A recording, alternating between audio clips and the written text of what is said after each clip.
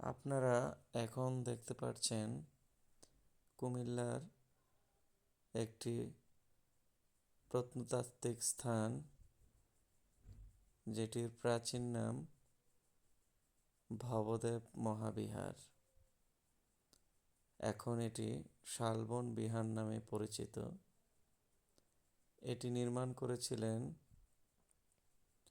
দেববংশের চতুর্থ রাজা শ্রী ভরদেব। ওনার নামকরণে এটি আগে ভবদেব বিহার নামে পরিচিত ছিল। এখন যেই অংশটুকু দেখছেন এটাই হচ্ছে মেইন অংশ। এখানে 6টি মন্দির বেষ্টিত, ভিতরে একটি কূপও আছে। এখানে ঘুরতে আসলে আপনারা এটা সম্পূর্ণটা ঘুরলে অনেক কিছু সম্বন্ধে আপনাদের ধারণা হবে। সবাইকে আসার জন্য অনুরোধ রইল এবং ভিডিও দেখবেন, লাইক করবেন, সাবস্ক্রাইব করবেন।